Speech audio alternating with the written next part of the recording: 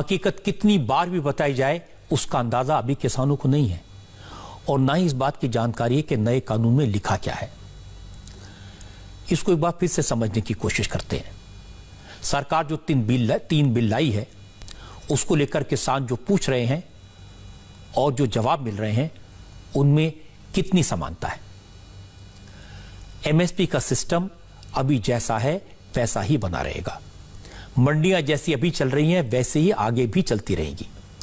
बस इतना बदलाव होगा, अगर कोई व्यापारी या कंपनी किसानों को एमएसपी से ज्यादा भाव देता है तो किसान मंडियों के बजाय उस व्यापारी को अपनी फसल बेच सकेगा। और ऐसा होगा तो किसान बिचौलियों से बच जाएगा, कमीशन खोरों के चंगुल से मुक्त हो जाएगा, अपनी मेहनत का पूरा पैसा किसान को ही मिलेगा। सवाल यह उठाया गया कि कंपनियां कॉन्ट्रैक्ट फार्मिंग के नाम पर किसानों की जमीन पर कब्जा कर लेंगी। बिल में साफ लिखा है कॉन्ट्रैक्ट सिर्फ फसल की खरीद का होगा। किसान की जमीन लीज पर लेने, गिरवी रखने या खरीदने पर पाबंदी होगी। जैसे पंजाब में पेप्सिको, जो पेप्सी बनाने वाली कंपनी है, किसानों के साथ मिलकर कॉन्ट्रैक्ट फार्मिंग कर रही है।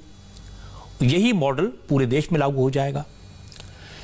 एक बात यह कही गई कि किसानों से कंपनियां माल तो खरीद लेंगी लेकिन भुगतान के लिए किसान कंपनी के पीछे पीछे भागेगा।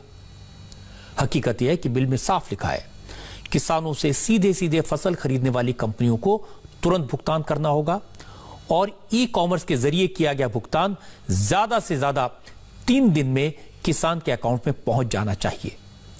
कॉन्ट्रैक्ट फार्मिंग करने वाली कंपनी को किसान की फसल खेत से उठानी होगी और 2/3 भुगतान तुरंत करना होगा, बाकी का 1/3 3 दिन के अंदर।